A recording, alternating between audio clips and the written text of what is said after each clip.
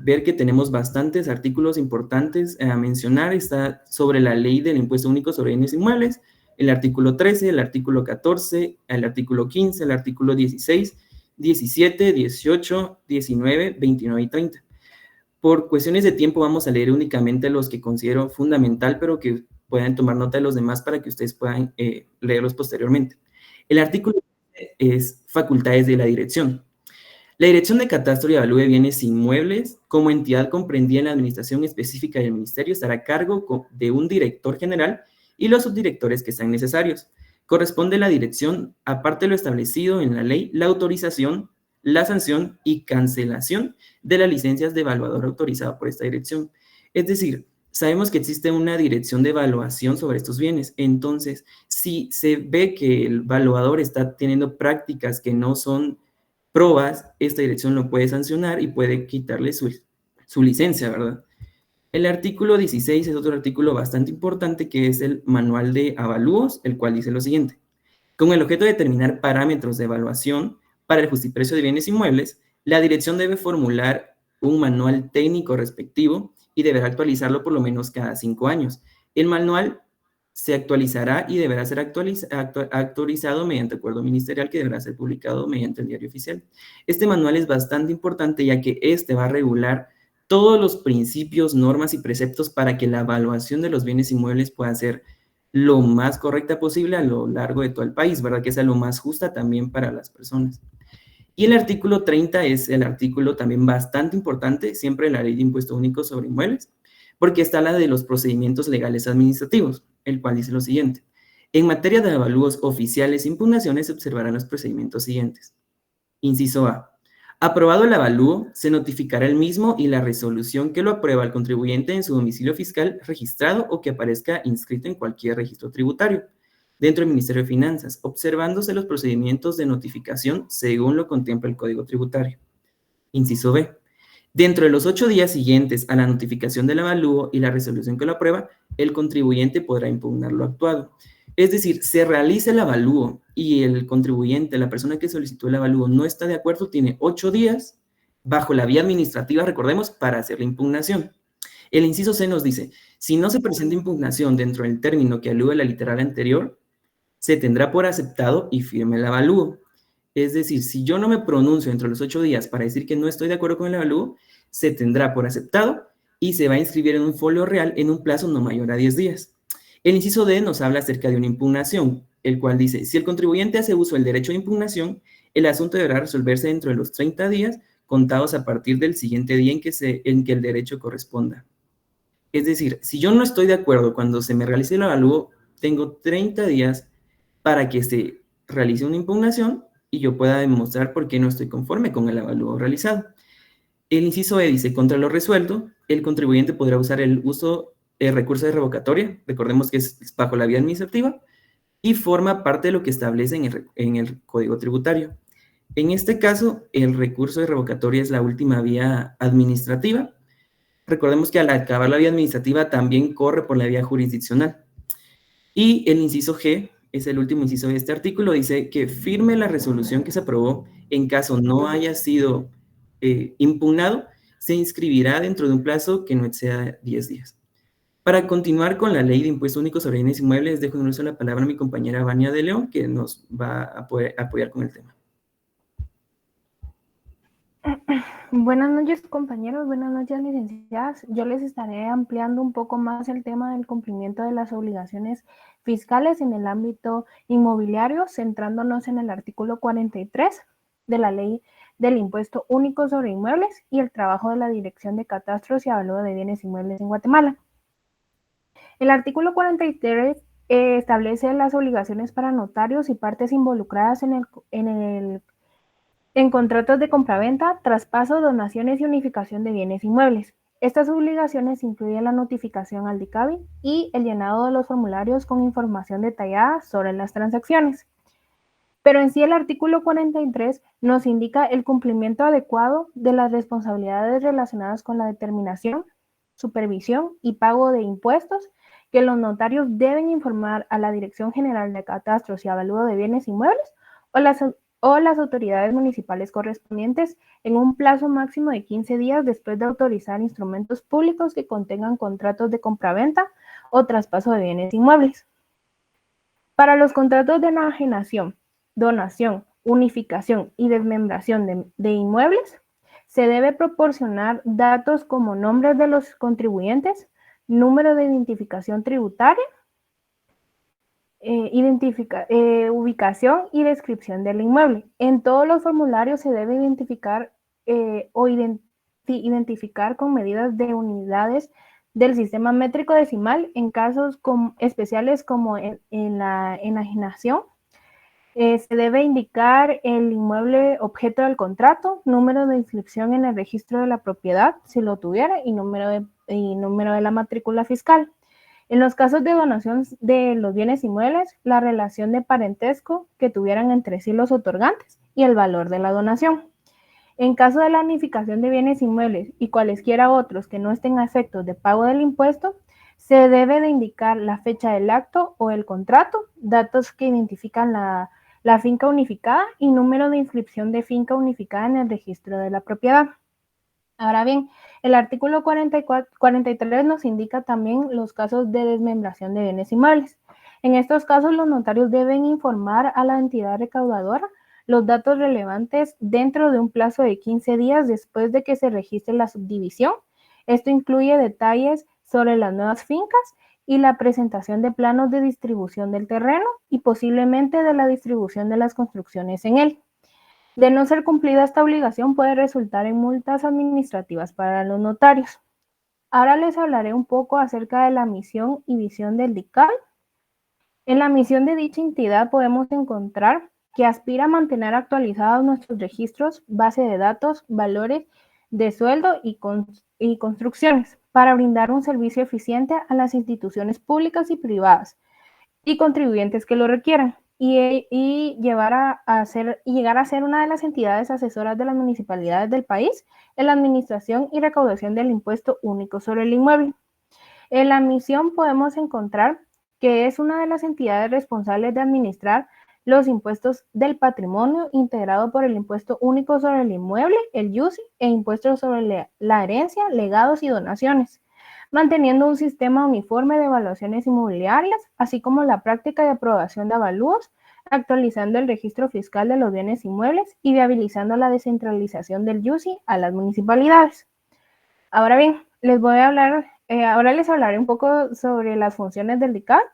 Estas no son todas las funciones, pero son las que yo considero que debemos destacar y en las que podemos observar que supervisa el impuesto único sobre el inmueble, el IUSI, regulado en el decreto número 1593. Maneja la ley de herencias, legados y donaciones reguladas en el decreto número 431 y sus reglamentos. Mantiene el sistema de evaluación conforme al registro fiscal, incluido el impuesto al valor agregado y los impuestos sobre los inmuebles, y emite certificaciones de matrícula fiscal que confirman la inscripción de un bien inmueble. También nos indica que asesora y coordina con municipalidades, facilitándoles a las municipalidades los mecanismos de gravamen territorial y coordina las relaciones externas gestionando intercambios de información con autoridades y organizaciones nacionales e internacionales. Ahora les hablaré un poco de las funciones del director de catastros y avalúo de bienes inmuebles.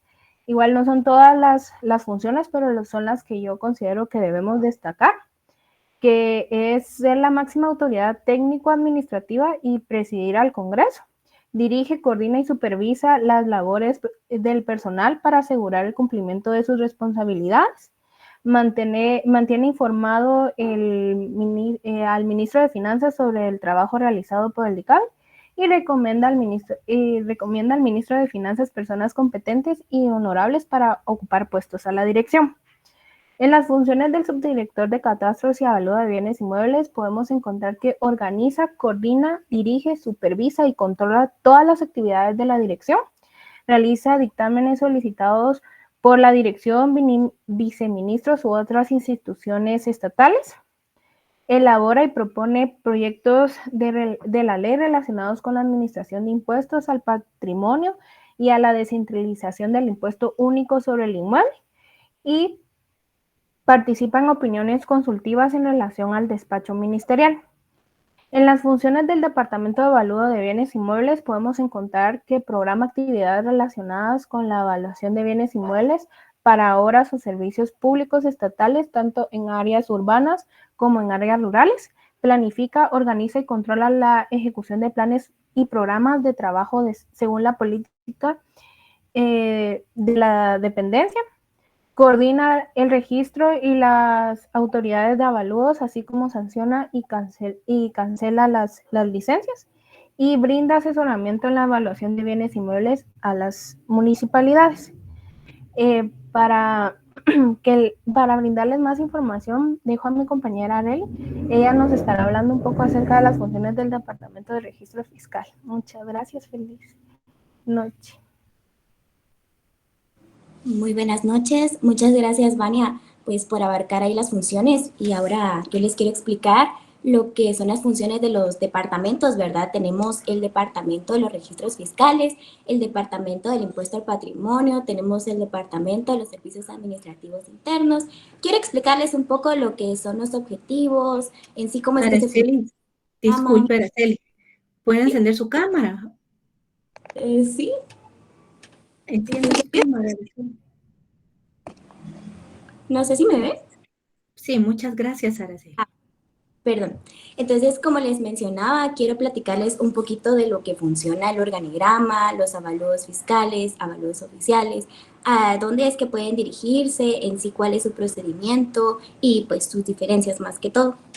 Entonces, las funciones del Departamento de los Registros Fiscales, más que todo, se basa en actualizar el registro fiscal de estos bienes inmuebles del territorio ya nacional y se registran estos avisos notariales de un traspaso de bienes inmuebles en el cual, pues primero guardan, ¿verdad? Segundo, custodian y tercero, archivan estos documentos en el cual lo respaldan estas inscripciones que son admitidas en la página web del DICABI y pues esta página web se orienta y asesora a sus usuarios, ¿verdad?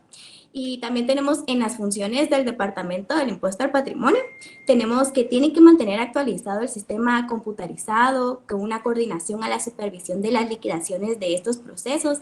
Se elaboran estas liquidaciones en pagos más que todo y pues se elabora al final una estadística en el cual tiene una recaudación del impuesto único más que todo sobre el bien inmueble, ¿verdad?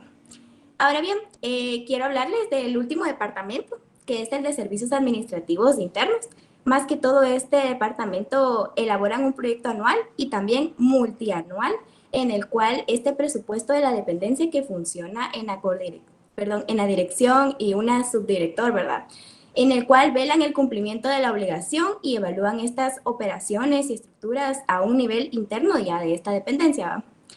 Ahora bien, quiero platicar de los objetivos más importantes que tiene la dependencia. Esto la verdad que es muy importante, tómenlo en cuenta, que primero es mantener el registro fiscal de bienes inmuebles actualizado a un nivel nacional, en donde regula el acceso pues, a estos usuarios, ¿verdad? Para mantener una cierta confidencialidad que garantiza pues estos datos que permanezcan pues siempre personales, ¿verdad? Y seguros. Y por último, estos contribuyen a una transparencia de legalidad a las transacciones inmobiliarias dentro del país. Y ahora bien, les voy a hablar un poquito cómo es que funciona el organigrama del DICABI, ¿verdad? Entonces, primero, como pueden ver, ahí en la presentación se dan cuenta de que, bueno, si quiero apúntenlo porque la verdad que esto es importante. La dirección, pues, está encargada del licenciado Luis Enrique Rojas Amayoa y tiene una subdirección y tiene departamentos, ¿verdad? Los departamentos, como pueden ver, se basan en 5. Tenemos el departamento de los servicios administrativos internos, tenemos el departamento de avalúos de bienes inmuebles, el departamento del registro fiscales, departamento del impuesto al patrimonio y departamento de innovación y métodos. Ahora bien, quiero platicarles cómo es en sí estos avalúos oficiales y fiscales, ¿verdad? Cuáles son sus diferencias y todo. Entonces, primero se preguntan ustedes qué son los avalúos oficiales, ¿verdad? Un avalúo oficial Primero, más que todo, estos son realizados por entidades que son gubernamentales. Ese es el primer punto, que tienen como función establecer ese valor catastral de la propiedad. Y ustedes se preguntan, ¿a dónde es que pueden dirigirse pues, por este avalúo, verdad? La dirección, más que todo, es en la Octava Avenida, 20-50 de la zona 1 de la ciudad de Guatemala. O bien tenemos una segunda opción, que es en ASAT, ¿verdad? Y pues también dependiendo del avalúo que ustedes necesiten, pueden dirigirse a uno de los dos. Ahora, su procedimiento es más que todo es que se presenta esta solicitud al TACABI y en la cual se llena un formulario correspondiente. Eso sí, es que hay que llenar ciertos requisitos, ¿verdad? Que debe tener una identificación del solicitante, la documentación del bien, debe que tener este formulario de solicitud y por último debe tener el pago de tasas, ¿verdad? Que se cancela la tasa en el servicio del avalúo oficial. Y al final, pues un evaluador inspecciona este inmueble y por último se informa al oficial con el valor estimado que tiene ¿verdad? Ahora, los avalúos fiscales, más que todo, estos son bien diferentes. El avalúo fiscal, ustedes se preguntan qué es, ¿verdad? El avalúo fiscal es un documento en el cual se calcula este valor fiscal del bien inmueble bajo unas normas, ¿verdad? De la dependencia de su propósito. Son muchos, la verdad, pero yo les voy a decir como que los más importantes. El propósito primero es el traslado de dominio. 2, el cálculo de impuestos y 3, el trámite de, pues, mortuarios, ¿verdad? La verdad es que existen muchos más, pero estos son los más importantes. Igual, ¿a dónde pueden dirigirse? Se pueden dirigir a la misma dirección que ya les mencionaba.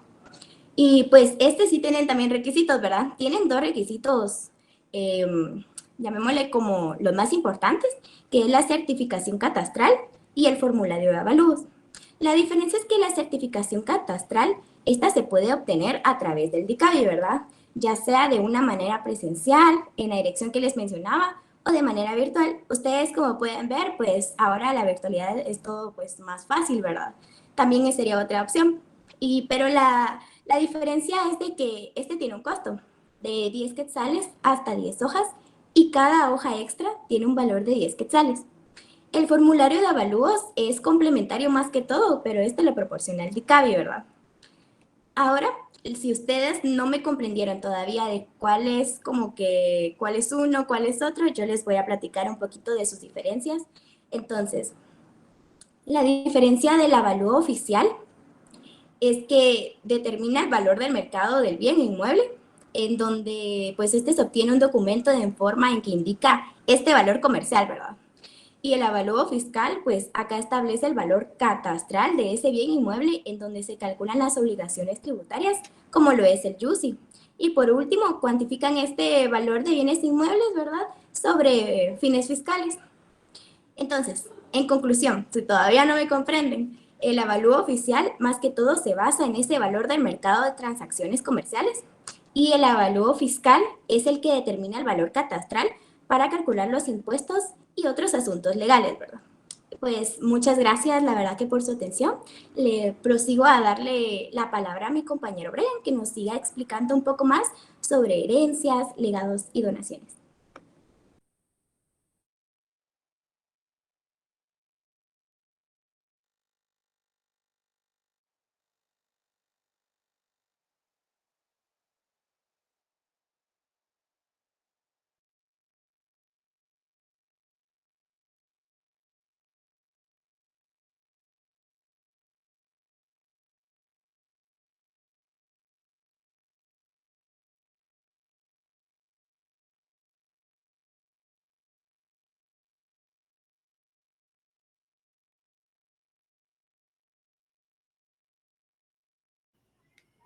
Jóvenes, ¿están conectados todavía? Sí. Ah, bueno, entonces es que no. Sí, no se había quedado mi micrófono, disculpe. Ah, ok, está bien. Gracias, Brian. Perdonen, compañeros. Les voy a dar herencias, legados y donaciones. Para realizar este tipo de trámites debemos de realizar una serie de pasos o procesos, lo cual primordialmente determinar si existe algún testamento en caso de que la persona fallecida haya dejado a alguien determinado como su hereditario. El fundamento lo podríamos estar más allegados al artículo 69 del Código Notarial. Debemos de obtener un certificado de función, el cual nos debemos de abocar al Registro Nacional de las Personas, RENAP. Debemos de reunir toda la documentación que sea necesaria, que nos haga constar que la persona está reclamando dicha herencia, sea descendiente o tenga relación con la persona fallecida. Debemos de preparar una solicitud de declaración de herederos. Esta solicitud se presenta al domicilio del fallecido o el último donde éste está residiendo. La publicación de edictos que se debe realizar en el Diario Oficial de Centroamérica para que se haga valer, y si dicha persona no cuenta con otros descendientes o les cae cualquier mal. Los documentos necesarios que debemos preparar o presentar para una persona individual pueda tramitar sus derechos a herencia, legado o donación son los fundamentales, que es el documento personal de identificación o DPI del contribuyente. Hay que tener mucho cuidado con esto porque debemos de inspeccionar como notarios que el DPI no tenga ningún desgaste, esté en buen estado y no le falte alguna parte del DPI que ya no es válido, ¿verdad? En caso de que sea una persona en el extranjero, este deberá hacer un mandato de representación y a la persona que este designe deberá de adjuntar una copia del DPI o pasaporte de primero la persona que está en el extranjero y también copia de la persona que es su representante. Una fotocopia simple del formulario de la SAT, que es el número 849, el cual lo pueden descargar, llenar y se adjunta la copia del formulario del impuesto al valor agregado, que es del SAT 279, que este es del IVA de contratos de pago directo. Cuando correspondiente a la cesión de derechos hereditarios. Únicamente cuando se dé el caso, ¿verdad? No es de que siempre vaya. La fotocopia simple de la hoja de liquidación emitido por la sección de herencias, legados y donaciones del ICABI. Fotocopia simple de orden de pago, también emitida por la sección de herencias, legados y donaciones del ICABI.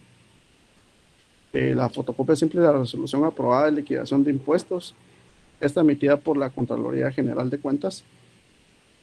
Y en caso de que existiera una persona jurídica a disposición de la persona individual, son todos los requisitos anteriormente mencionados, pero se le adiciona la fotocopia simple de la resolución de aprobación de liquidación emitida por la Contraloría General de Cuentas, y esta se debe presentar a su interés de hereditario, deberá estar solvente en multas e intereses sobre el impuesto hereditario dictado por el ICABI y cualquier información acerca del monto que deberá pagar la persona. Esto será en el centro del ICABI, ¿verdad?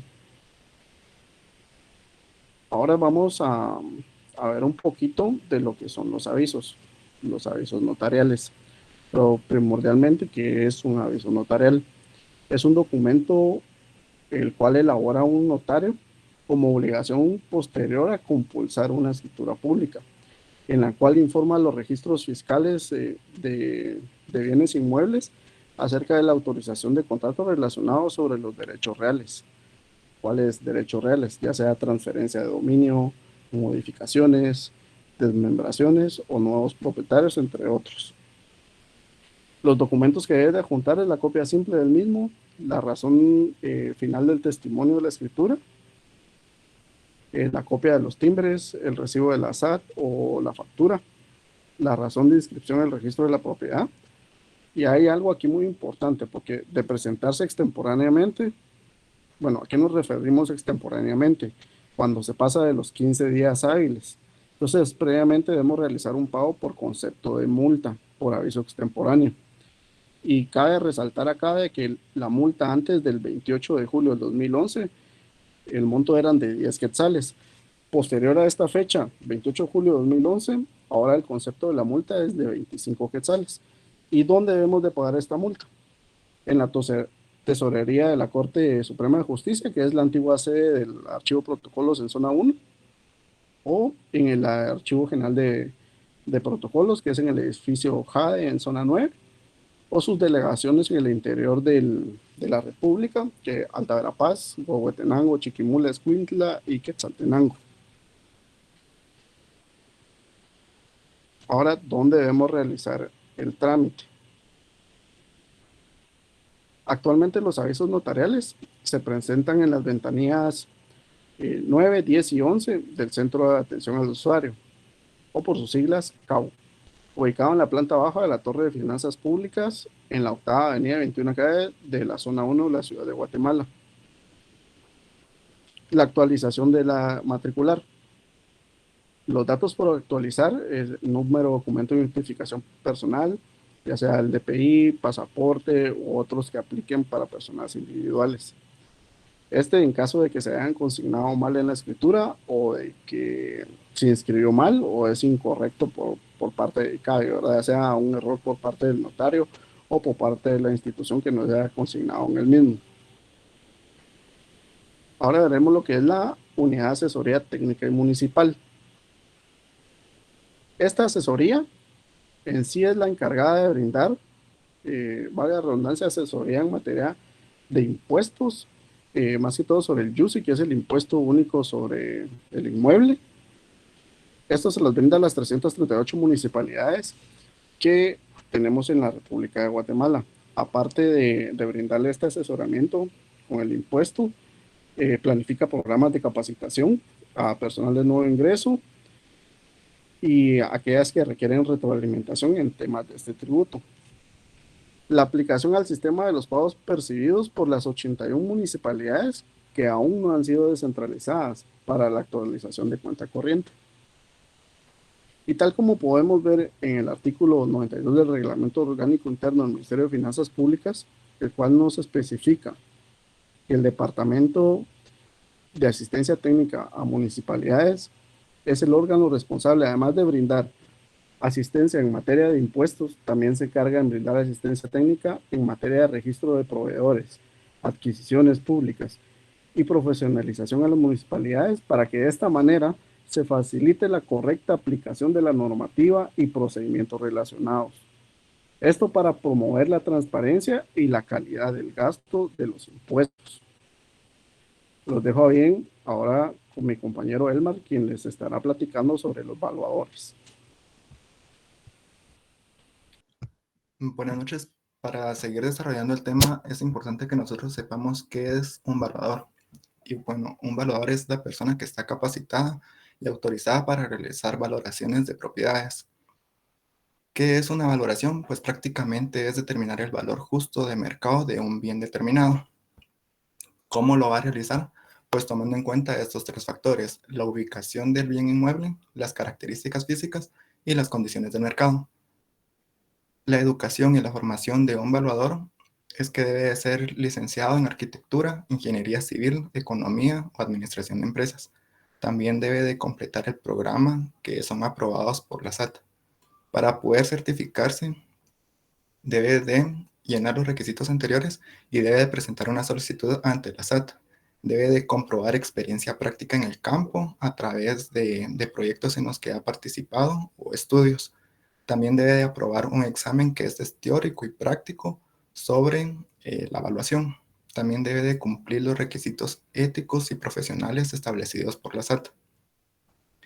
Para poder desarrollarse como un evaluador, debe de registrarse y debe de estar colegiado. Para esto debe de ser guatemalteco, debe de realizar una solicitud dirigida al director del DICABI. También debe de presentar una declaración jurada de que no trabaja para el Estado, una fotocopia autenticada del DPI, certificación del curso y fotocopia autenticada del diploma del curso, fotocopia autenticada del título universitario y colegiado activo. También es importante de que debe de renovar su certificación acá de 3 a 5 años porque debe de actualizarse. Esto lo debe hacer en el portal SAT en Educación Continua. Dentro de uno de los trámites que presentamos está la carencia de bienes inmuebles. Para esto deben de ingresar al portal y como principal requisito es que no debe estar inscrito como propietario. A continuación les presento la página web en donde se debe de llenar. En este caso es la emisión de carencia de bienes. En estos campos está, por ejemplo, el interesado es mayor de edad, sí o no, si cuenta con CUI, y también se debe de escribir. Están los nombres, los apellidos y el apellido de casada si aplica. También se debe de escribir el correo electrónico, ya que ahí es donde se recibirán las notificaciones. Y también un número de teléfono. Es importante que se debe de adjuntar el DPI en formato PDF. En caso de que no se tuviera, se debe subir una constancia del trámite del DPI. Y para menores de edad es un PDF de la certificación de la partida de nacimiento. También en este caso debe de presentar el de los padres o el del representante legal. Otro de los trámites también que les presentamos esta noche es la matrícula fiscal. En este caso deben de ingresar también a la página del DICABI en línea y seleccionar la opción de consulta pública. Posteriormente le dan clic en consulta del estado matricular y en el criterio de búsqueda pueden ingresar el DPI, el NIT, la matrícula fiscal o los datos registrales. Y después le dan clic en ver estado matricular. En caso de que no se genere la información, pueden dar clic en contáctanos y ahí se escribe el correo electrónico en donde se recibirá la notificación. En el asunto sería la opción de matrícula fiscal en línea y esta va dirigida al correo que ya está preseleccionado. En el mensaje se deben de consignar los datos del número del libro, folio, del bien inmueble, así como los datos del DPI. A continuación también les estaré hablando un poco sobre el UCI. Este es el impuesto que es aplicado directamente a terrenos. Es el único impuesto que es trasladado a las municipalidades. Entonces las municipalidades se encargan de recaudarlo y de administrarlo. Lo administran en inversión en infraestructura, por ejemplo en escuelas, pavimentación de calles, agua potable, drenajes, y esto lo hacen con el fin del desarrollo del municipio. Dentro de los sujetos pasivos se encuentran los propietarios, que son las personas, ya sean individuales o jurídicas, que tienen el título de propiedad. Los poseedores, que también son personas individuales o jurídicas, pero en este caso no tienen el título de propiedad. Y los usufructuarios de los bienes del Estado. Esas personas tienen contratos de usufructo con el Estado para que puedan utilizar los bienes. ¿De qué manera se destina el UCI? En un mínimo del 70% va destinado a servicios básicos, obras de infraestructura de interés público y uso colectivo, que se las había mencionado anteriormente, y en un máximo del 30% a gastos de administración para el funcionamiento. Sabemos que en la actualidad todos esos trámites se pueden realizar en línea, entonces el pago del UCI se puede realizar en la página de la Municipalidad de Guatemala. Para esto es necesario que se cree un usuario en el cual solicitan datos como nombres, apellidos, el número de identificación tributaria, el CUI y un correo electrónico. A continuación, Antonio les estará ampliando más este tema. Muchas gracias, Selmar. Como todos sabemos, el UCI pues, es un impuesto que se calcula con base al valor que tenga el bien inmueble. En este caso, para darles un ejemplo, podemos ver esta tablita que tenemos en la presentación, en donde si el bien inmueble está evaluado de 0 a 2,000 quetzales, estaría exento de este pago del UCI. De 2,001 a 20,000 quetzales, pagaría el 2 por millar. De 20,001 a 70,000 quetzales, pagaría el 6 por millar. Y de 70,000 quetzales en adelante, pagaría el 9 por millar. Para darles un ejemplo un poco más tangible, si una propiedad tiene un valor de 500,000 quetzales, por ejemplo, se calcularía conforme al 9 por millar, que nos daría un total de 4,500 quetzales anuales o 1,125 quetzales que se tendrían que pagar anualmente. Ahora podemos pasar a lo que sería la guía y el análisis de los criterios registrales. Para esto me gustaría ponerles dos ejemplos. Del lado izquierdo tenemos los requisitos que se necesitan para que el DICABI apruebe un avalúo realizado por un evaluador autorizado, y del lado derecho tenemos una ficha predial. Yendo de primero con los requisitos que se piden para que se autorice un avalúo como tal, tenemos, por ejemplo, la solicitud que tiene que ir dirigida al director del DICABI. Tenemos la certificación del avalúo, acreditaciones de la propiedad como tal. Algo que es importante mencionar es que se deben de tener certificaciones de valores unitarios de valor y del valor del terreno y la construcción. Estos ya existen estudios en municipalidades que tengan como tal estudios de zonas homogéneas, pero hay algunas situaciones en donde, por ejemplo, las municipalidades no cuentan con este estudio. Entonces, en estos casos, se debe realizar un estudio basándose propiamente en el inmueble, y este debe ser realizado con base en los manuales de evaluación inmobiliaria más recientes. Ahora, pasándonos al al otro ejemplo que les quería dar de la ficha predial, como tal, esta es una ficha en donde se registra puramente las características catastrales que tenga el inmueble. Como podemos ver, en la primera parte pues van los generales del inmueble, como su dirección, municipio, departamento, código catastral, la finca, folio y libro en el que está registrado, o si este se encuentra sin registro, también va allí. También podemos encontrar los generales del titular de la propiedad, y lo que más interesa es como tal las características catastrales del terreno, ¿verdad? Tenemos que ver si este terreno está a nivel de la vía pública, si está bajo nivel, si está sobre nivel, en qué condición se encuentran los alrededores del terreno, ya que todo influye, si tiene drenajes, si hay conexiones telefónicas, también va a impactar en el llenado de esta ficha. Ahora nos podemos pasar un poco a lo que sería el análisis de estos criterios. Como tal, un criterio registral es un análisis que está realizado por los funcionarios o empleados públicos que están designados a esta tarea por su función administrativa. En este caso, esta función debe realizarse de una manera íntegra y también en consonancia con los principios tanto de legalidad, de notarialidad y de administración pública. Esto es para que se pueda asegurar el correcto registro y también que el sistema normativo sea efectivo, confiable y eficiente. Y esto para promover así la seguridad de nuestros datos y la certeza la certeza de lo que se está tramitando, ¿verdad? En este caso, los empleados como tal que realizan este análisis dentro de la dirección de catastro tienen que basarse propiamente en los manuales, ya que la dirección de catastro de bienes inmuebles no cuenta propiamente con una guía de criterios registrales como tal, pero en los manuales existen tablas que pueden describir cada proceso, su propósito y también qué normativa va aplicada a cada uno de estos criterios.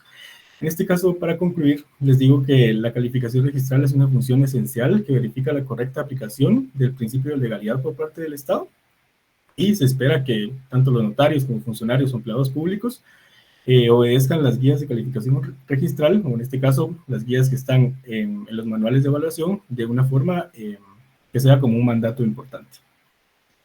Los dejo ahora con mi compañera Patti, que nos va a despedir.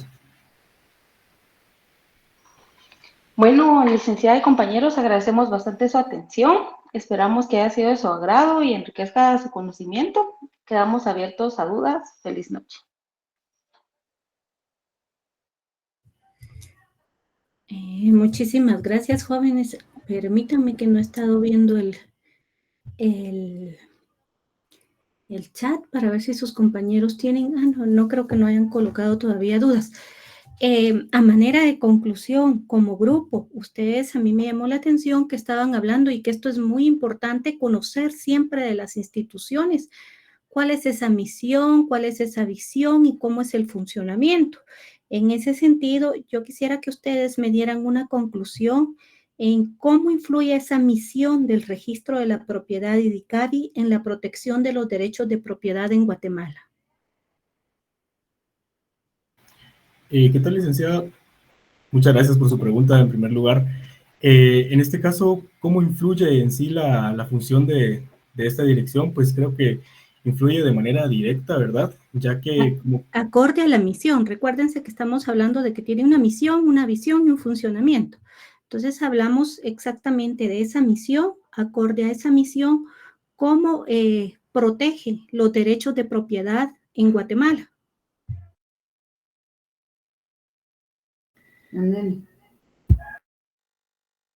Buenas noches, licenciada. Creo que sí, básicamente podemos encontrar que parte de la misión de esta institución es que se pueda llevar la administración correcta de la aplicación del impuesto sobre bienes, el impuesto único sobre inmuebles. Entonces, básicamente, yo creo que esta institución básicamente lo que quiere es tutelar un derecho, podríamos decir tal vez, o un principio de economía, ¿verdad? Darles un justiprecio correcto a todas las personas o a todos los habitantes que sean poseedores de un bien inmueble, para que la evaluación sea correcta, entonces para que el impuesto que se les cobra acerca de sobre este inmueble sea el que es el correcto, ¿verdad? El que se deba de pagar sin tener algún recargo extra, alguna mala práctica que lleve a que alguna persona pague más, alguna persona pague menos, de que existan diferencias en ese aspecto. Entonces creo que busca como misión esta dirección una equidad, una igualdad, perdón, en el tema de este impuesto, ¿verdad? Para que se tutele ese derecho de todos los guatemaltecos y que todos seamos iguales ante la ley, ¿verdad?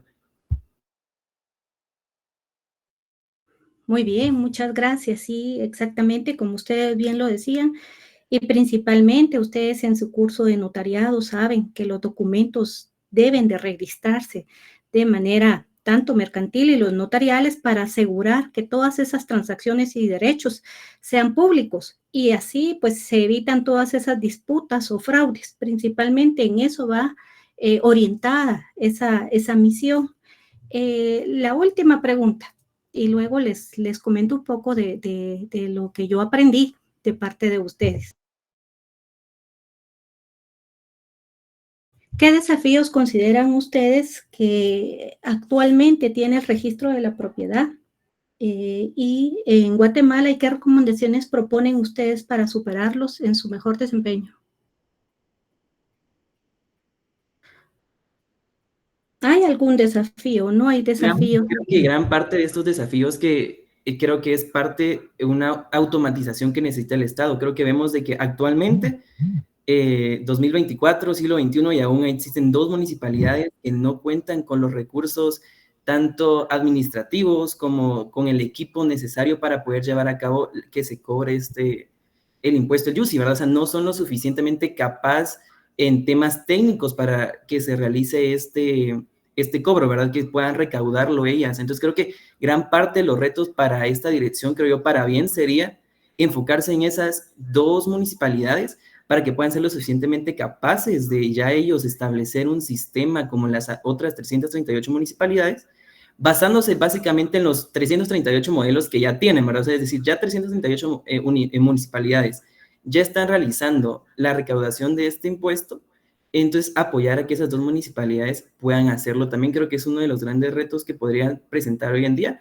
así como también sabemos que muchas veces en el Estado existen muchas burocracias, entonces creo que gran ventaja hoy en día es de que esta dirección ya se establecen sistemas en línea, ya podemos tener certificaciones en línea, entonces ya esa inmediatez también nos ha apoyado bastante en ese aspecto, porque es una automatización que yo creo que todos hoy en día apreciamos un montón cuando podemos simplemente desde nuestro teléfono, desde nuestra computadora, en la comodidad de nuestra casa o en cualquier lugar, acceder a una página web y simplemente decir, bueno, necesito una certificación de sobre mis bienes inmuebles, entonces voy a entrar a la página, lo pago en línea y ya tengo de manera virtual ese expediente sin necesidad de apersonarme, ¿verdad? Hasta esta dirección al Ministerio de Finanzas que está en zona 1, ¿verdad? Entonces creo que es de las grandes ventajas también y avances que ya ha tenido esta dirección.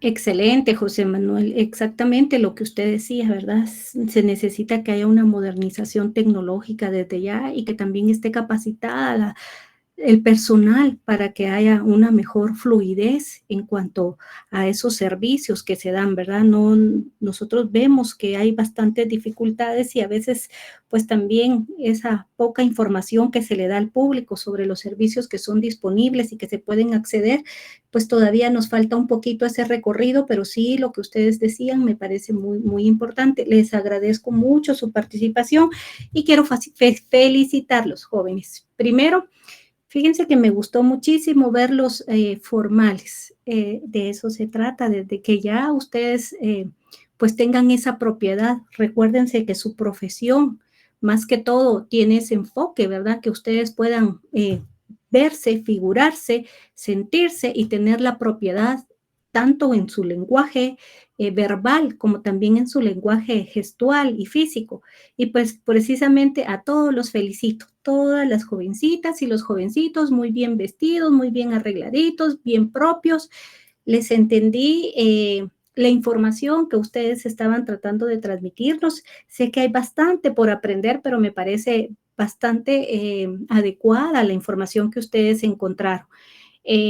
Pues solo quiero decirles que yo me siento muy bien. Creo que el proceso de aprendizaje de ustedes está dándose con bastante fluidez, con bastante aceptación de parte de ustedes, porque de eso se trata, de que se haga real nuestra transformación educativa, que se refleje en todos nuestros actos. Y aquí yo lo estoy viendo, les soy sincera, muy complacida de verlos, les pedí que encendieran su cámara por eso mismo, porque necesitaba verlos, cómo ustedes se sienten, cómo ustedes son capaces de transmitir su información y sobre todo, pues esa capacidad que ustedes tengan desde ya de ser bastante propios en su carrera y de hacerla efectiva.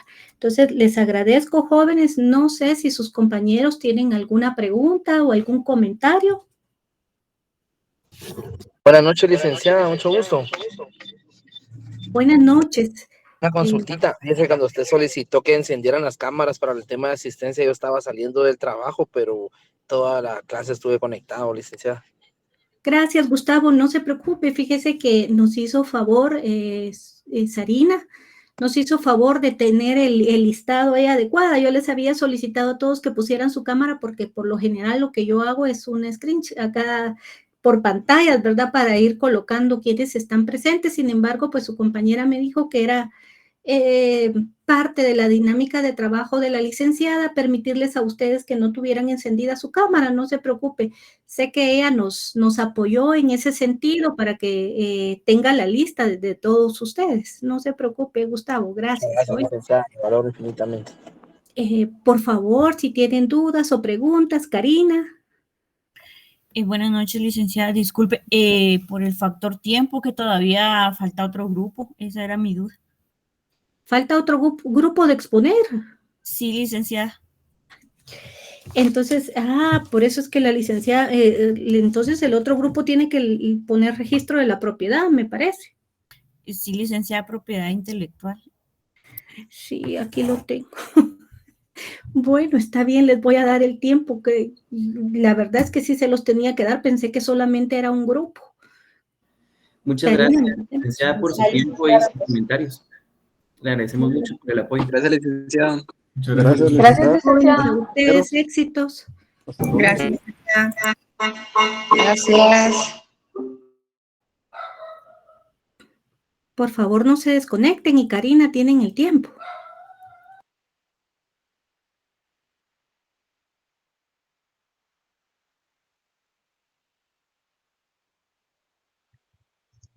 Muy bien, buenas noches, doctora y compañeros presentes. El día de hoy vamos a hablar un tema muy importante y es acerca del registro de la propiedad intelectual. Antes que nada, les quiero dar una pequeña introducción.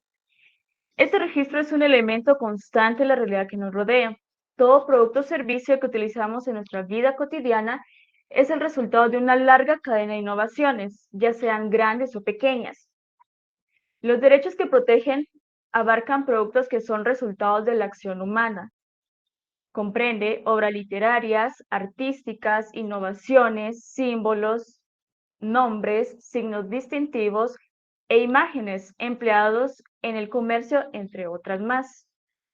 También está adscrita al Ministerio de la Economía. Es crucial para inscribir y brindarle protección jurídica a las creaciones de la mente, innovaciones, obras literarias y artísticas. Cuenta con un trayecto que se fundamenta en el surgimiento de los primeros derechos intelectuales a nivel mundial.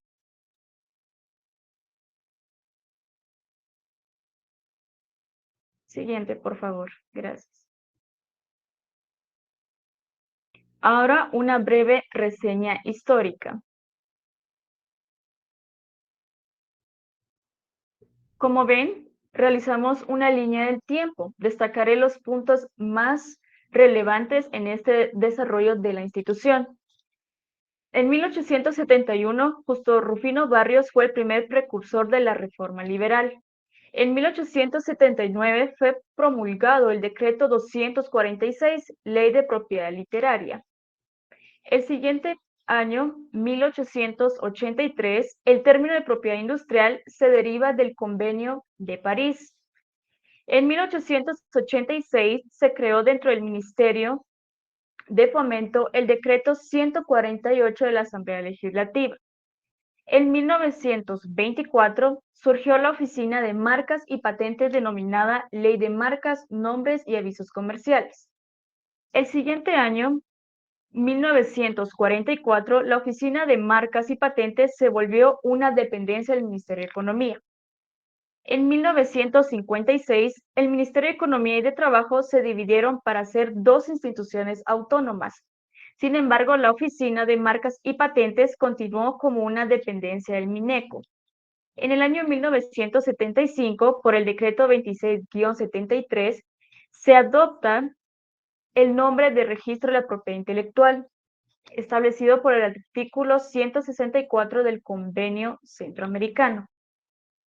En el siguiente año, en 1998, vemos que las marcas y demás signos distintivos y patentes de invención, dibujos o diseños industriales y modelos de utilidad pasaron a denominarse Registro de la Propiedad Intelectual.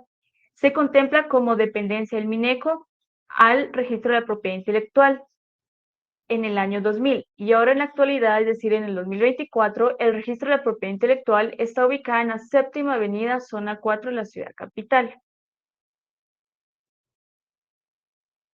Ahora, ¿qué es el Registro de la Propiedad Intelectual? Una definición es que es una dependencia del Ministerio de Economía, encargada de promover la protección, estímulo y fomento de la creatividad intelectual, así como la inscripción y registro de los derechos de propiedad intelectual, como vemos en el Acuerdo Gubernativo número 182-2000, que es el Reglamento Orgánico Interno del Ministerio de Economía. Otra definición más específica, que es el conjunto de bienes inmateriales, producto del intelecto humano, que son objeto de protección, cuyo objetivo es garantizar las actividades económicas de la industria y del comercio contra la competencia desleal, otorgando además protección a los derechos de los autores sobre su creatividad y originalidad, aplicada para obtener beneficios económicos.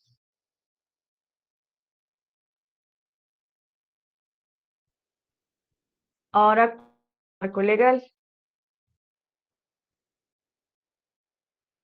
En la legislación guatemalteca sobre la propiedad intelectual, vemos que en la Constitución Política de la República de Guatemala, en su artículo 42, establece acerca de la garantía de la protección al derecho de autor o inventor.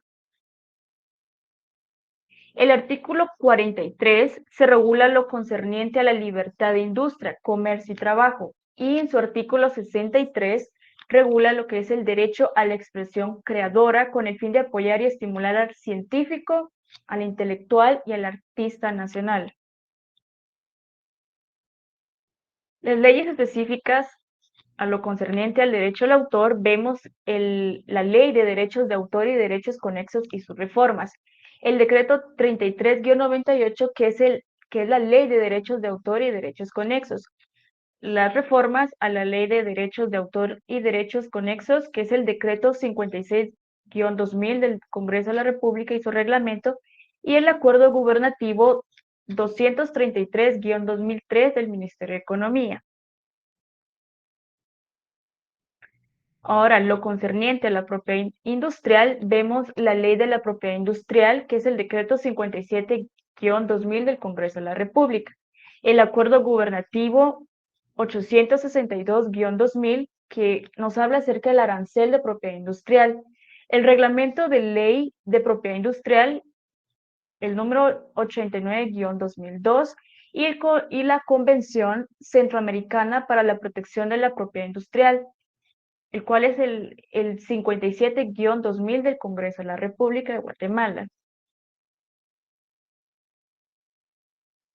Ahora, las leyes ordinarias aplicables al derecho de autor y propiedad industrial, vemos el Código de Comercio en el título segundo de la protección a la libre competencia, los cuales abarca el artículo del 361 al 367, y del Código Civil, libro segundo, que es acerca de los bienes de la propiedad y demás derechos reales, es el artículo 470 y es sobre los derechos de autor.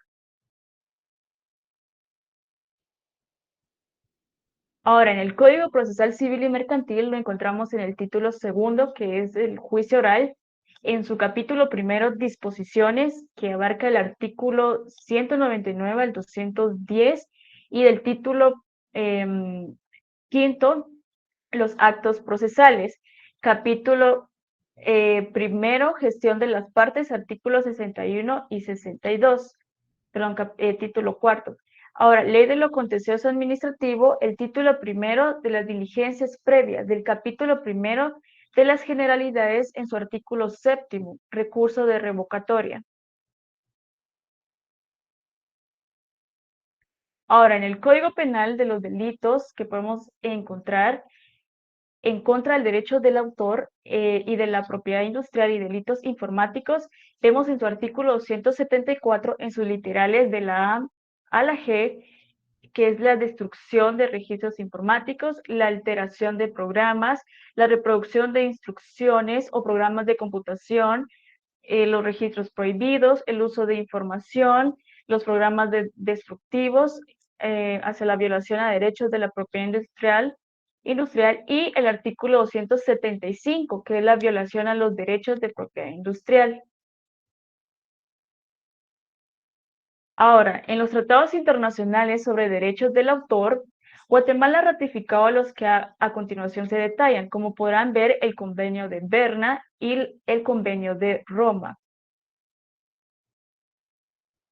el Convenio Universal, el Convenio de Ginebra y la Convención de Washington. También el acuerdo por el cual se establece la OMC y los acuerdos multilaterales, que es el decreto 37-95, el tratado de la OMPI sobre interpretación o ejecución de fonograma, y el tratado también de la OMPI sobre derechos de autor, que es el decreto 44-2001. Ahora, en la Organización Mundial de la Propiedad Intelectual, vemos que es una organización internacional cuyo objetivo es velar por la protección de los derechos de los creadores y los titulares de propiedad intelectual a nivel mundial. También esto sigue siendo una herramienta flexible y adaptable a la prosperidad y el bienestar, destinada a traducir en hechos concretos el potencial que ofrece la propiedad intelectual a las generaciones actuales y futuras. Ahora, ¿cuál es la misión de este registro? Vemos que es una institución registral que protege, estimula y fomenta las creaciones del intelecto, garantizando la certeza jurídica en el ámbito de la propiedad intelectual. Ahora, su visión es alcanzar el reconocimiento nacional e internacional como la institución confiable y garante de la protección, que estimula y fomenta la actividad intelectual. Y ahora, ¿cuál es su objeto? El objeto es la inscripción de los derechos relativos a las obras, actuaciones o producciones originales, literarias, artísticas o científicas, expresadas por cualquier medio o soporte, tangible o intangible, actualmente conocido o que se invente en el futuro.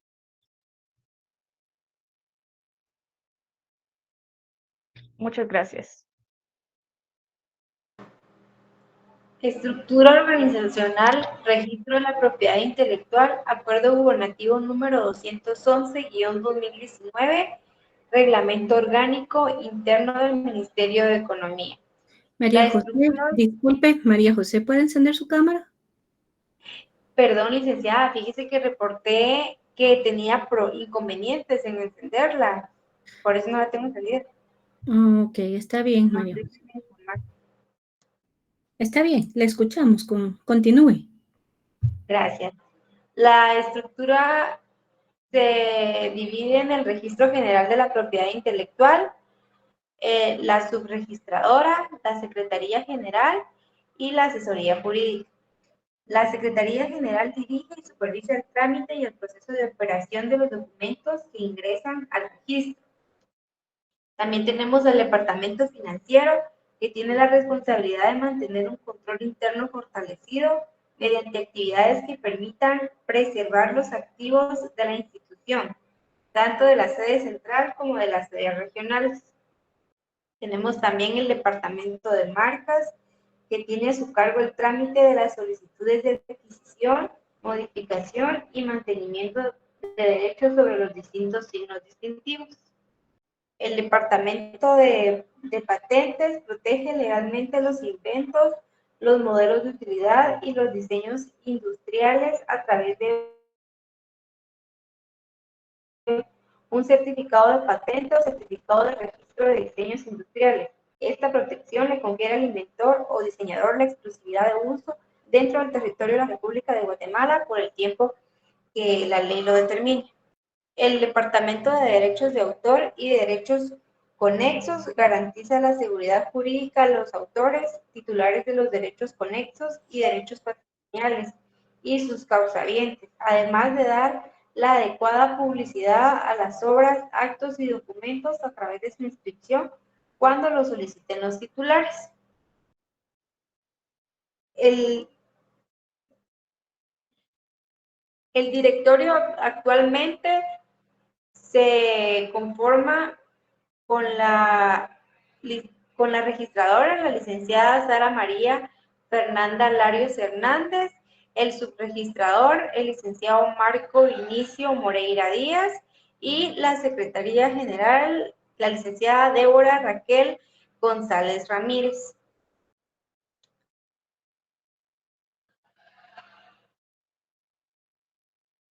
Tenemos también la división por departamentos. El registro de la propiedad intelectual se divide por el departamento de marcas y otros signos distintivos, que a su vez se subdivide por sección de examen técnico, sección de inscripciones, errores materiales y certificaciones, sección de renovaciones, sección de traspasos, sección de recepción y archivo, sección de atención al usuario. También tenemos el departamento de patentes y diseños industriales, que se divide en sección de examen técnico y sección de recepción, archivo y anualidades. Y el Departamento de Derechos de Autor y Derechos Conexos, que se divide en sección de registros de obras y sección de gestión colectiva.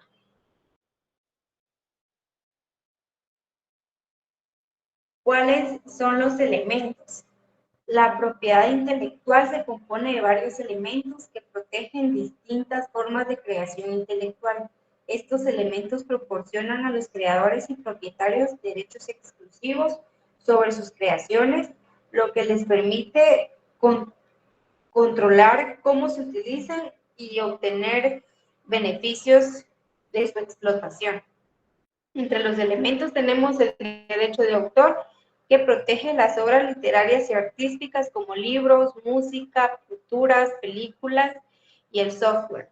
También tenemos las patentes, que otorgan derechos exclusivos sobre invenciones técnicas como nuevos productos, procesos o mejoras. Las marcas registradas, que protegen signos distintivos que identifican productos o servicios del mercado como nombres, logotipos, símbolos y lemas. Derechos de diseño industrial, que protegen la apariencia estética de productos industriales y artesanales como formas, colores y texturas. Y los secretos comerciales, que protegen la información confidencial que confiere una ventaja competitiva como fórmulas, métodos, procesos y datos empresariales. Ámbito de aplicación.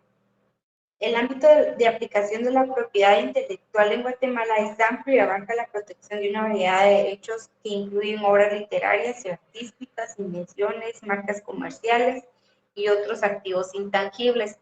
La Ley de Propiedad Industrial, decreto número 57-2000, en su artículo primero, señala que esta institución es la encargada de registrar como secretos empresariales y también regula la disposición de la competencia desleal, de patentes de invención, marcas y modelos de utilidad. Mediante patentes de comercio, las grandes empresas han resguardado sus invenciones tales como diseños individuales, recetas, logos, avisos comerciales y nombres comerciales. Para la protección de derechos de autor, la Ley de Derechos de Autor y Derechos Conexos, decreto número 34-98, amplía los casos en los que aplica y participa el registro de la propiedad, siendo estos algunos las obras audiovisuales, los programas de ordenador y base de datos, obras plásticas, obras musicales, artículos periodísticos y obras literarias. Esta protección tiene el fin de proteger, fomentar y estimular el talento humano de la población guatemalteca.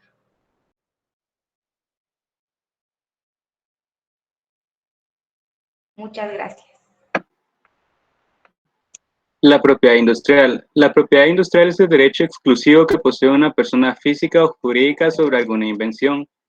También se le denomina propiedad industrial a toda marca o demás signo distintivo, así como las patentes, los modelos de utilidad, las marcas, los diseños industriales, los secretos industriales, las indicaciones geográficas y el derecho de autor que agrupa y protege las obras literarias y artísticas.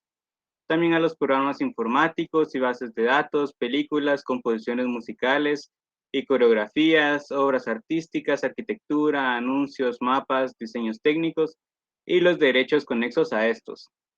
El diccionario de la Real Academia Española define la propiedad industrial como el derecho de explotación exclusiva sobre los nombres comerciales, las marcas y las patentes que la ley reconoce durante cierto plazo.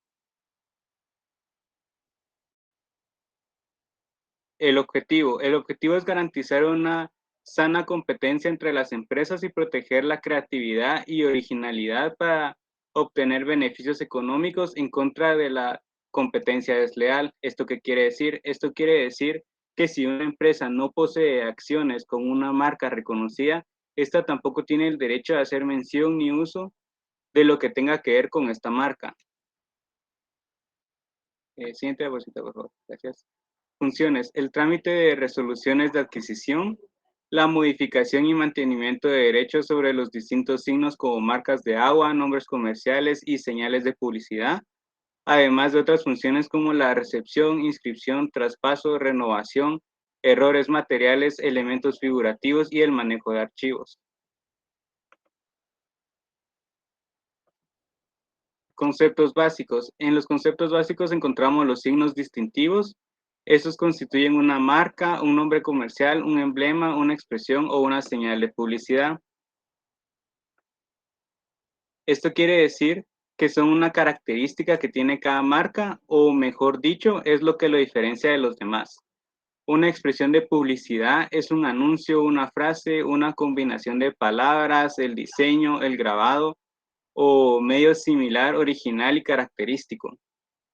Una marca es un signo denominativo, figurativo, tridimensional o mixto, perceptible visualmente que distingue los productos. La identificación geográfica es todo nombre, expresión, imagen o signo que distinga o evoca una región.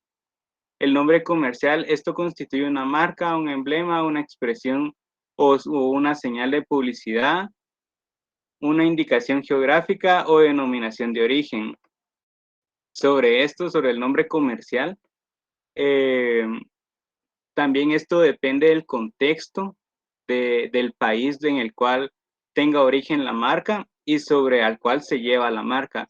Por ejemplo, el pan Bimbo, como nosotros lo conocemos como pan Bimbo, en Chile se le conoce como Ideal. Corona, que nosotros lo conocemos, en España se le conoce como Coronita. Las denominadas Lay's en México son mejor conocidas como Sabritas. Y lo que nosotros conocemos como Walmart en Chile son conocidas como marca líder. Denominación de origen: todo nombre, expresión, imagen o signo que identifica un producto originario. Siguiente diapositiva, por favor. ¿Cuáles son los pasos para inscribir un signo distintivo? Siguiente diapositiva, por favor. Gracias. El paso número 1 es la presentación del formulario de solicitud del registro inicial. Este debe ser llenado y firmado por un abogado cumpliendo con los requisitos de la ley. El paso número 2 es adjuntar una fotografía legalizada del DPI o una representación legal. Una original y fotocopia legalizada de un recibo de pago de tasa de 110 quetzales y 4 reproducciones de la marca. El paso número 3 es el examen de forma y de fondo. El paso número 4 es la publicación del edicto en el boletín oficial del registro de la propiedad intelectual dentro de 15 días. El paso número 5 es que a partir de la publicación se tienen 2 meses para presentar oposición. Si en este plazo no existe alguna oposición como tal, seguimos con el paso 6, que es el recibo de la tasa de inscripción, y este debe acreditarse al registro dentro del mes siguiente a la fecha de notificación al solicitante que ordena la inscripción de la marca. El paso número 7 es la inscripción de la marca en folio de tomo de marcas. Y el paso número 8 es la vigencia de la marca, que es de 10 años, y esto es renovable por periodos iguales.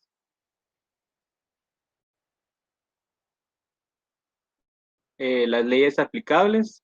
Aquí podemos encontrar la ley de la propiedad industrial.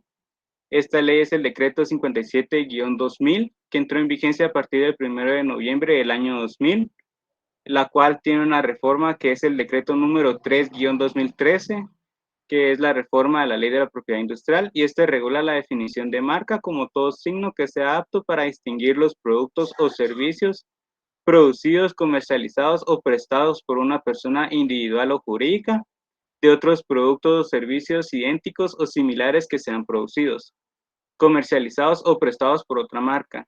También la denominación de origen, que es todo nombre, expresión, imagen o signo que, valga la redundancia, designa o evoca una región, una localidad o un lugar determinado, que identifica un producto originario de esta región, localidad o lugar determinado, cuando su calidad o característica se deba fundamental o exclusivamente al medio geográfico, incluyendo los factores naturales y humanos, y cuya producción, transformación y elaboración se realice dentro de la zona geográfica delimitada. También podemos encontrar entre las leyes aplicables el acuerdo gubernativo decreto 862-2000, que es el arancel de propiedad industrial, que entró en vigencia el 9 de enero del año 2001. También podemos encontrar el reglamento de ley de propiedad industrial, que es el decreto 89-2002, que entró en vigencia el 1 de abril de 2002. Y por último, encontramos la Convención Centroamericana para la Protección de la Propiedad Industrial, que es el decreto 57-2000 del Congreso de la República de Guatemala. Esta normativa tiene como objetivo la protección, estímulo y fomento a la creatividad intelectual que tiene aplicación en el campo de la industria y el comercio, así como la protección de los secretos empresariales y disposiciones relacionadas con el combate de la competencia desleal. Muchas gracias.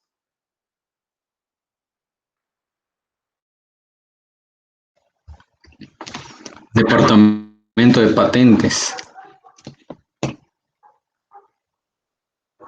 Siguiente diapositiva, por favor. ¿Cuáles son sus objetivos? Sus objetivos son proteger los inventos y los modelos de utilidad a través de un certificado de patente y los diseños industriales a través de un certificado de registro. Esta protección le confiere al inventor la exclusividad dentro de la República de Guatemala por un tiempo determinado. Siguiente, por favor.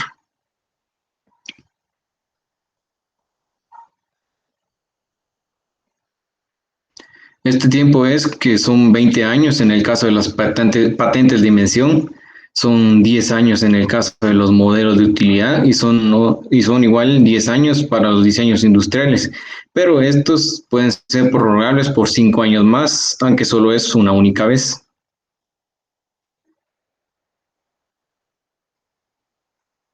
¿Cuáles son sus funciones? Sus funciones son ingresar, analizar y clasificar la tecnología contenida en los documentos de patentes con el fin de implementar el banco de datos para la ejecución del examen técnico de fondo, llevar a cabo el proceso administrativo cumpliendo con cada una de las etapas procesales con el fin de obtener la patente de invención, el modelo de utilidad o el registro de diseño industrial.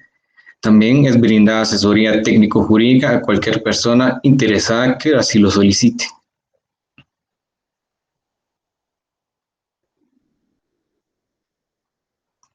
Ahorita algunos conceptos del Departamento de Patentes.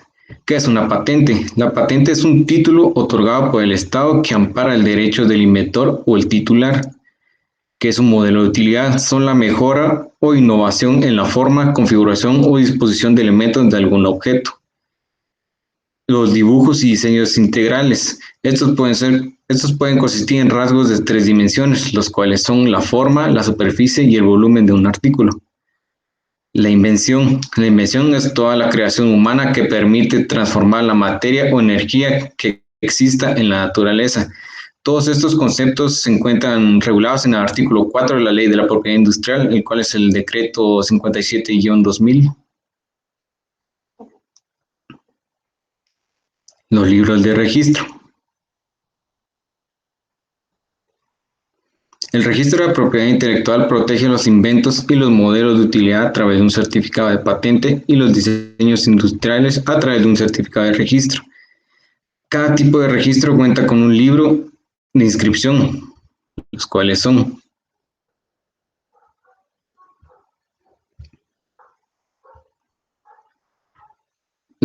las marcas, las invenciones, los modelos de utilidad, los diseños industriales, las inscripciones de patentes, suspensión de patentes, cancelación de patentes y los libros de registro auxiliares. Las marcas son libros en los que se inscriben los signos distintivos que permiten diferenciar los productos o servicios de una empresa de las otras. Las invenciones son libros donde se inscribe toda creación humana que permite transformar la materia o la energía que existe en la naturaleza. El modelo de utilidad son libros igual que regulan los títulos de propiedad industrial que reconocen el derecho exclusivo sobre una invención. Los diseños industriales regulan la apariencia de la totalidad o de una parte de un producto que se derive de las características de las líneas, contornos, colores, formas, texturas o materiales del producto en sí o de su ornamentación. Los libros de registro auxiliares. Estos libros contienen numeraciones de registros, tomos y folios. Siguiente, por favor. Ahora, la estructura de las solicitudes a presentar en el Departamento de Patentes y Diseños Industriales. Estos expedientes de solicitud de patentes de invención, modelo de utilidad o diseño industrial deben contener la siguiente información. Como número 1 podemos mencionar el formulario de solicitud con los datos solicitados, el pago de la tasa de presentación respectiva, la descripción en original y copia, la reivindicación en original, el resumen en original también, a su respectiva copia, los dibujos y nuevamente en original y con la copia. En caso de ser solicitante extranjero, deberá presentar el mandato respectivo debidamente inscrito en el registro de poderes del organismo judicial. También el título en virtud del cual se adquirió el derecho a obtener la patente o diseño, el documento de prioridad extranjera y su traducción simple al español.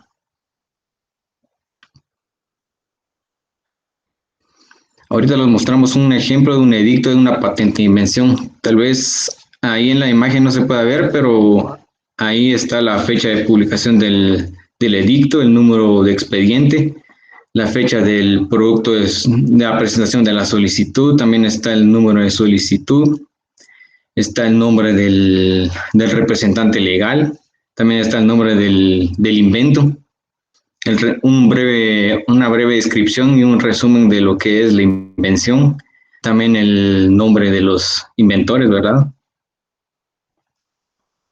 Siguiente, por favor.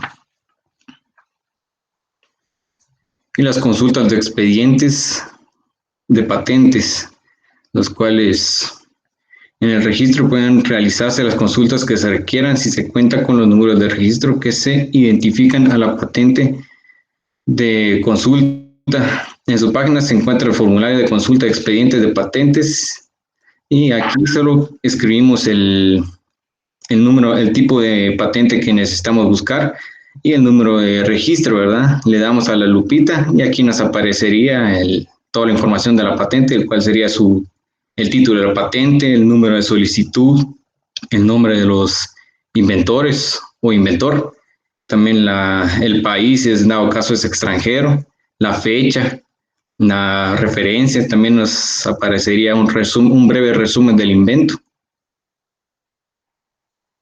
Siguiente, por favor.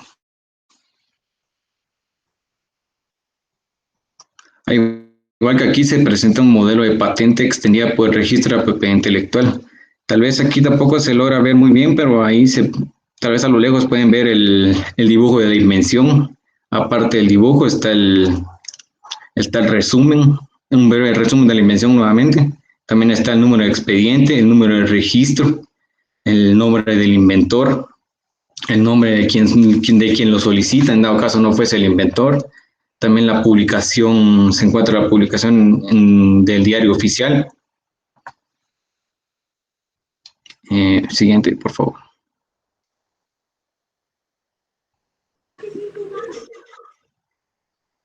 El procedimiento registral. En Guatemala, el procedimiento registral del Registro General de la Propiedad difiere en relación a otros registros, como el registro mercantil y el registro de la propiedad intelectual, en los cuales cada que se presenta una solicitud se emite una providencia que permite la continuación del procedimiento o que objeta la solicitud. También contra la objeción planteada por el registro de la propiedad intelectual es procedente el recurso de revocatoria. En el artículo 1127 de nuestro Código Civil se establece que la inscripción en el registro puede pedirse por cualquier persona media vez tenga interés en asegurar el derecho que se debe inscribir. Siguiente, por favor. ¿Cuál es el procedimiento para otorgar patentes de invención, modelo de utilidad o registro de diseño industrial? Primero tenemos que presentar un formulario de solicitud y en este formulario se debe colocar la identificación de qué tipo de patentes queremos solicitar, el nombre y domicilio del inventor, también nombre del invento, nombre y domicilio del representante legal o mandatario, la dirección para recibir notificaciones, el número de propiedad extranjera, país y fecha, el formulario firmado por el solicitante y firmado, también timbrado y sellado por el abogado auxiliante. Y este formulario también este formulario de solicitud también deben adjuntarse los siguientes documentos, los cuales son la descripción del invento, las reivindicaciones, los dibujos, un resumen. Todos estos tienen que ir en original y también tiene que adjuntarse una respectiva copia. También hay que agregar el comprobante original del pago de la tasa de representación respectiva, el cual es que para la patente de invención cuesta 1,000 quetzales, 2,500 quetzales para los modelos de utilidad y para los diseños industriales tiene un valor de 1,000 quetzales. Igual hay que agregarle un mandato con el que se acredita la representación legal, el título con que se acredita que se adquirió el derecho a obtener la patente. Esto solo es en caso de que el inventor sea de otro país, ¿verdad? No sea el solicitante, perdón. También hay que el examen técnico de forma.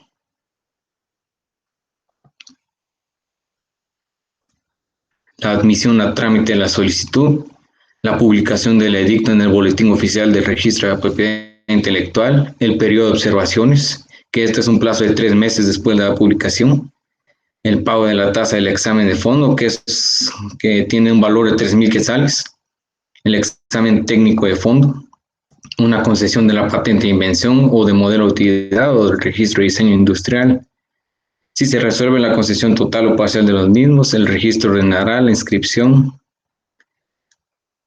y emisión del certificado previo pago de las tasas respectivas. Serían 450 quetzales por la inscripción, más 200 por el certificado, que serían un total de 650 quetzales. También la vigencia de la protección, que estos serían lo que ya había dicho, los patentes de invención, que son por 20 años, los modelos de utilidad son 10, y los registros de diseño industrial también son 10 años, pero son renovables por una única vez, por un periodo de 5 años. También está el pago de anualidades para mantener la vigencia de la patente de invención, el modelo de utilidad, el registro de diseño industrial. La primera tasa anual se pagará antes de comenzar el tercer año, contado desde la fecha de presentación de la solicitud. Ahorita un pequeño ejemplo de una descripción, una reivindicación, un resumen y un dibujo.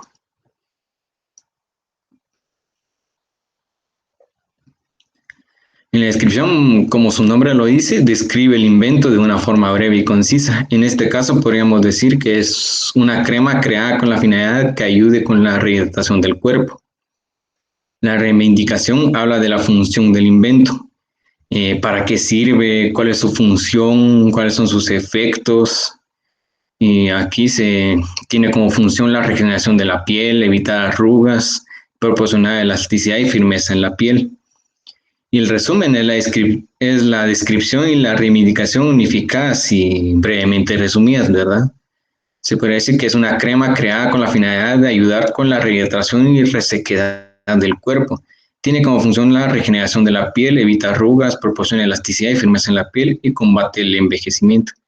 Y el dibujo sería un dibujo de nuestra invención, ¿verdad? Que en este caso es una crema que tiene el nombre de Forever Young Cream. Muchas gracias.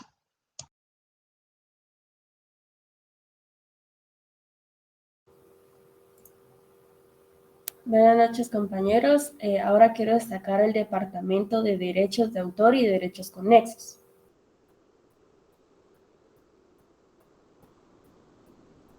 Aquí encontremos los sujetos. Es la persona física que realiza la creación intelectual. Esto según el artículo 5 de la Ley de Derechos de Autor y Derechos Conexos. El objeto en sí es cuál es la materia de su conocimiento. Están las obras, se consideran todas las producciones en el campo literario, científico, cualquiera que sea el modo o forma de expresión, siempre que constituya una creación intelectual original. Su contenido, que comprende los derechos morales y los patrimoniales, que protegen la paternidad, integridad y aprovechamiento de la obra.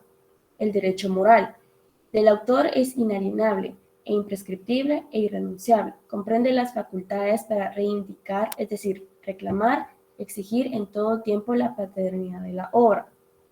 Su plazo de protección.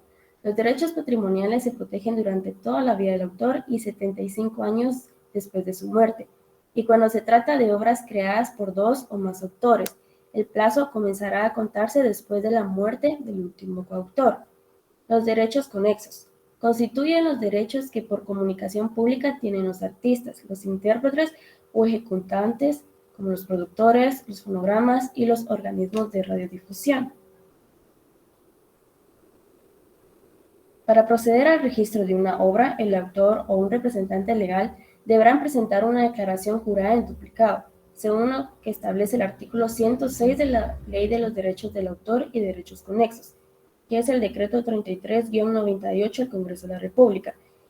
Esto es tanto individual como colectiva, en la que consignará los nombres y apellidos, su edad, estado civil, ocupación, nacionalidad y domicilio.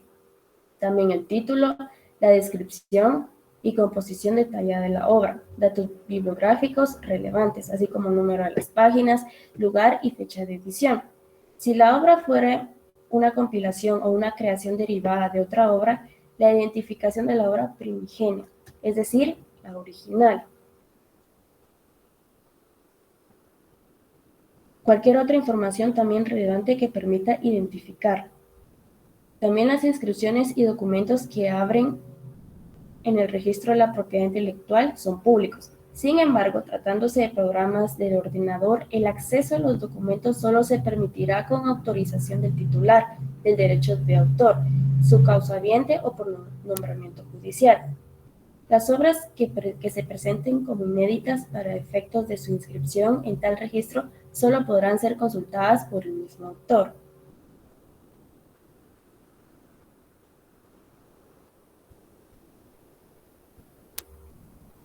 Detallando el siglo de inscripción de sociedades de gestión colectiva. Es toda asociación civil sin finalidad lucrativa, debidamente inscrita, que ha obtenido por parte del registro de la propiedad intelectual autorización para actuar de conformidad con lo que establece la ley.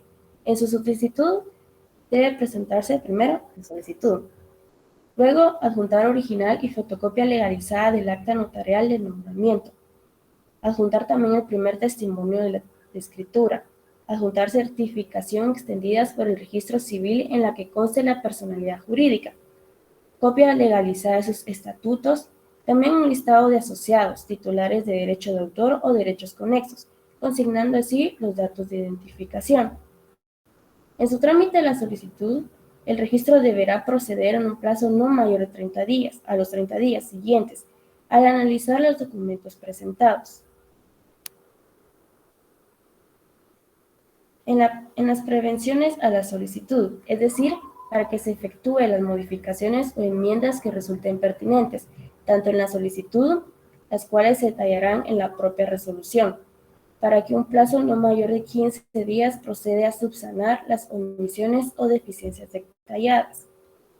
Si se admite la solicitud, se hace la publicación, en el cual el registro ordenará que se proceda a la publicación de un edicto en el diario oficial y entre de mayor circulación nacional. Contendrá también la denominación de la entidad solicitante, su domicilio, los derechos que pretende gestionar y el número de expediente.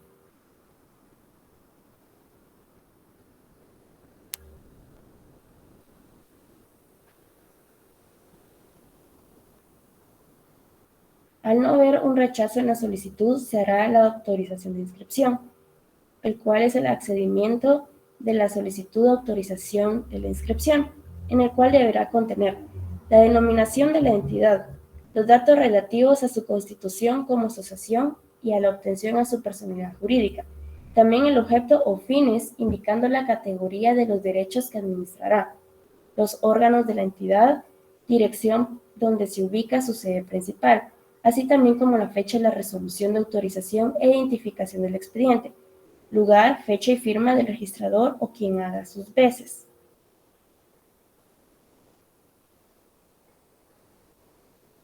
Como pueden ver, las tasas para la inscripción de las obras, derechos de autor y derechos conexos, también como los aranceles. Por la inscripción y depósito de las obras literarias y artísticas, destacaré algunos ejemplos, así como la obra literaria se paga 200 quetzales, las composiciones musicales con letras o sin ella, 200 quetzales también. Obras audiovisuales, 400 quetzales. Así como también ilustraciones, mapas, croquis, planos, bosquejos y obras plásticas relativas a la geografía, la topografía, la arquitectura o las ciencias, 200 quetzales. También vemos aquí por la inscripción y depósito de soportes relativos a derechos conexos. Unos ejemplos son las interpretaciones artísticas o ejecuciones, que se pagan por 200 quetzales. Producciones fonográficas, 250 quetzales. Las emisiones de radio y televisión, 200 quetzales. Por último, por las inscripciones relativas a sociedades de gestión colectiva. Entre ellos destacaré las modificaciones a los estatutos, que son 200 quetzales. Nombramientos de representantes legales o mandatarios, también 200 quetzales. La inscripción del director general, junta directiva y comité de vigilancia, 200 quetzales, entre otros.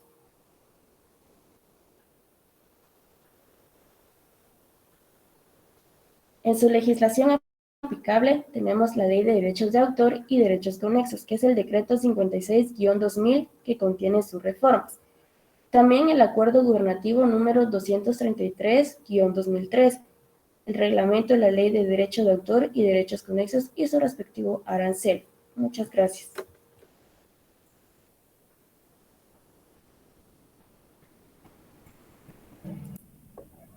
Buenas noches, compañeros. Yo les vengo a hablar sobre el Centro de Apoyo a la Tecnología y la Innovación, CATI.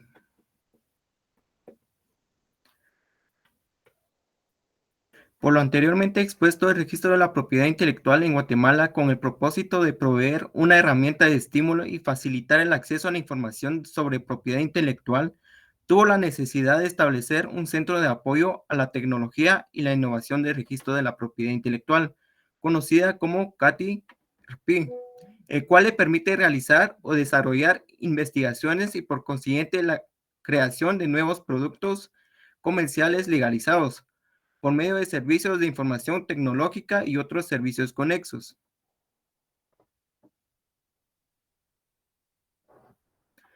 ¿Cuáles son los objetivos de este centro de apoyo? El objetivo es la asistencia de las búsquedas del Estado en la técnica, asesoría general sobre temas y presentaciones de marcas, derechos de autor, derechos conexos, patentes de invención, modelos de utilidad y diseños industriales. Facilitar a los usuarios el acceso a la información de patentes de invención, modelos de utilidad y diseños industriales a través de las bases de datos disponibles. Asistir a los usuarios locales a proteger, usar y gestionar los activos a propiedad intelectual. promover el uso y acceso efectivo a la base de datos de patentes de invención, modelos de utilidad y diseños industriales, y otros recursos de información técnicas disponibles. ¿A quién están dirigidos estos servicios? Van dirigidos a los inventores, emprendedores, investigadores, estudiantes, innovadores, a las pequeñas y medianas empresas, asociaciones de industrias, centros de investigación científica y tecnológica, círculos académicos como por ejemplo las universidades privadas y públicas, las escuelas y colegios de todos los niveles, y los profesionales en el entorno de la propiedad intelectual. En conclusión, el Estado de Guatemala ha procurado por los medios adecuados adoptar las mejores prácticas a nivel nacional e internacional para que sean respetados los derechos de invención y creación de personas nacionales o extranjeras, de modo que reciba la protección, el reconocimiento y la debida remuneración por el uso de sus derechos.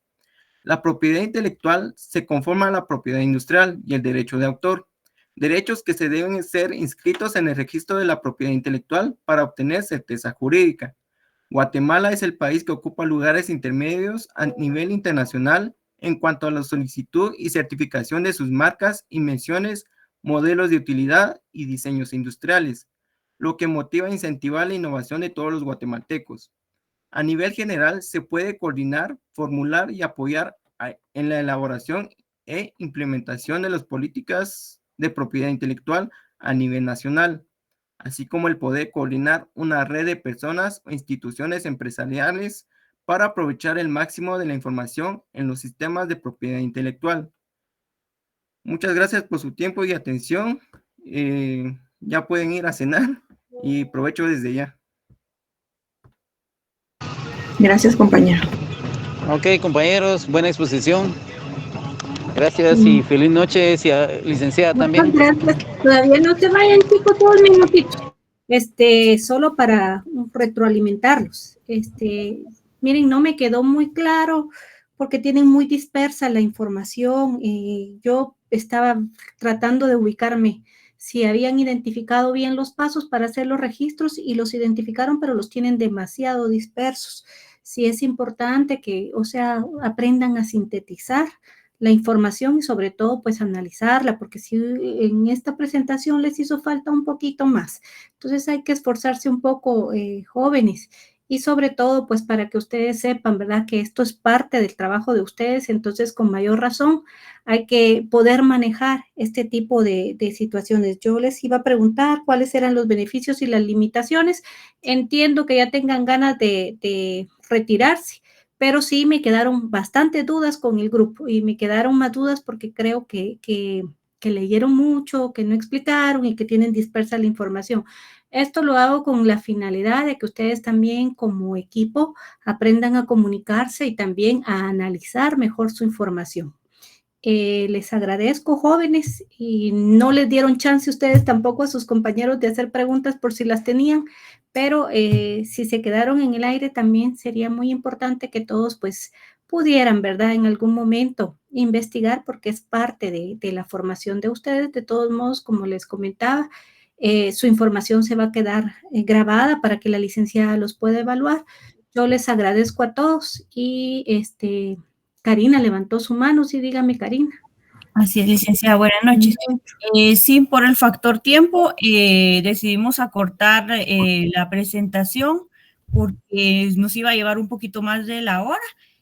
Precisamente en el trabajo escrito tenemos esquematizados los pasos, los tipos de procedimientos que se llevan, lo dividimos por departamentos, porque el registro de la propiedad no solo se divide en patentes y marcas, sino que también en lo que son las invenciones musicales. Entonces lo dividimos por departamento para que ahorita pudiéramos abarcar lo que se podía por el factor tiempo.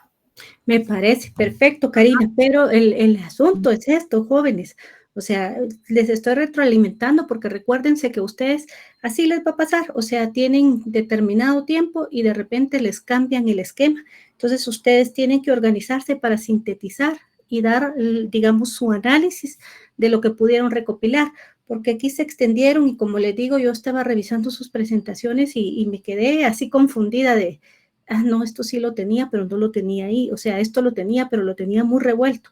Entonces, sí, es para retroalimentarlos, ¿verdad? Yo sé que es parte del aprendizaje de uno y que a uno no le gusta. Yo aquí les veo haciendo sus caritas, Araceli, los miro como descontentos, pero no, es parte del aprendizaje y uno tiene que aprender a crecer fortaleciendo esas debilidades para que no vuelvan a suceder, ¿verdad?